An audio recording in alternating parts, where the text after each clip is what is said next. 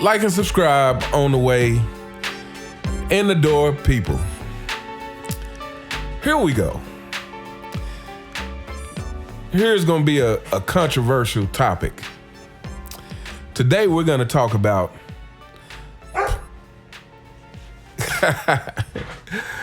excuse my pup in the background. But yeah, like I was saying, today we're going to talk about player empowerment and why I think it is an overall bad thing for the NBA. First of all, let's start with this. We have all heard the phrase, with great power comes great responsibility. And I think there is no truer statement. With great power comes great responsibility. So if any one of you were starting a business, who knows what kind of business? Maybe it's a business in sales, advertisement, whatever kind of business you may start. But you are about to start hiring and you give your list of what the job description is and entails. And you tell potential new employees that, hey, this is how much the job pays, and it's probably going to pay a significant amount. Here's how much it pays, and it pays this much because you're going to have to do a lot of traveling, and you may even have to move on moment's notice several times. Well, the person applying for that job is going to have to weigh the positive and negatives for themselves. And they're either going to say, well, hey, this is some good money, but, I can't just up and move. I don't want to do that. So I'm going to have to turn it down. Or they're going to say, hey, I want this money. Yes, I'm willing to travel and move at a moment's notice if need be. Now, you as the business owner know your business. You know what's going to be best for that business. Now, in a scenario where the employees start to gain more power to force your hand in ways, here's the problem. Employees are going to look out for their best interests. They're not interested in doing what it takes to keep your business afloat, even though keeping your business afloat keeps them in a job. They're going to mostly be looking out for their interests. And as a business owner, you're going to be looking out for the longevity and success of the business. Because employees come and go. And here lies the problem with the NBA.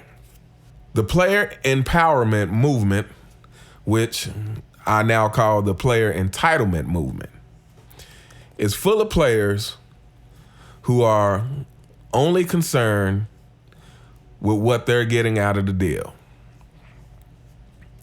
And we have reached a point to where, because of this selfishness, no one is looking at the bigger picture, which is, what about the future upcoming NBA players?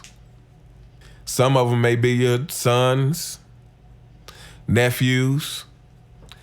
What about the future? What are you leaving them to come to? Because at this rate, to me, these players are so entitled and so disconnected from the fans, except the fanboys, but so disconnected from the fans in the sense of feeling like they owe the fans something. Because you do realize that the NBA without the fans does not exist. Just like any product does not exist without the consumer. Not if you plan to make money from it. So yeah, you got players like LeBron, Kevin Durant. I mean, I could really probably name most of the NBA at this point. Ja Morant, Ben Simmons, Zion Williamson. The list goes on of players who do not respect the game and the fans enough to give their 100%. Not only to give their 100%, but to also understand that sticking with one team for the majority of your career is good for the game. Why is it good for the game? It's good for the game because when you are on one team for most of your career, that builds loyalty. Number one, it shows your loyalty to that team and the fans. And in return, the fans return that loyalty to the team.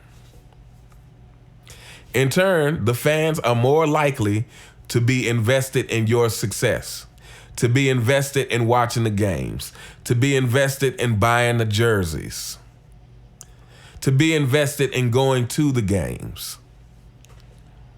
Team loyalty breeds fan loyalty.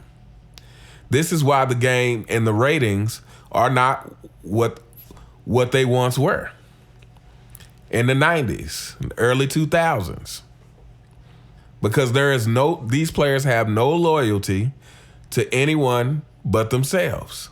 And some people argue that's a good thing. Hey, these players need to make as much money as they can. They're trying to create generational wealth. And there's some truth to that. But again, are you looking at the big picture? Are you looking at leaving the NBA in a shape that the future NBA players will have something good to come into? Or are you going to ruin the NBA with your selfishness? And because, I mean, nothing in life is promised. COVID showed us that. No matter what you think of it. Things can change at the drop of a dime. And so can the NBA. We already see ESPN is declining enough so that they're having to let go major ESPN personalities from the network. This is not a coincidence. To me, this is a result of the overall culture and state that the NBA has fallen into, between players being entitled and between sports shows not really being true anymore, into sports shows simply being sensationalized and simply trying to push narratives that we all know aren't true because we watch the game with our own eyes. So yeah, so this whole player empowerment thing, again, players are going to look out for what's best for themselves. So it's up to the owners, it's up to the commissioner to actually look out for the longevity of the NBA. And if players want to be empowered, then they need to be responsible with their power. Anyway, that's going to wrap it up here. Let me know what you guys think in the comments. What do you think about this whole player empowerment in the NBA? Do you think it is good for the longevity of the NBA? Or are you on the side of the players and think they should just be trying to get as much as they can for themselves without regard for anything else? Because sometimes it's not about you. Sometimes the is bigger than you. Anyway, let me know what y'all think. And as always, have a good day. And I'll see you next time. All right.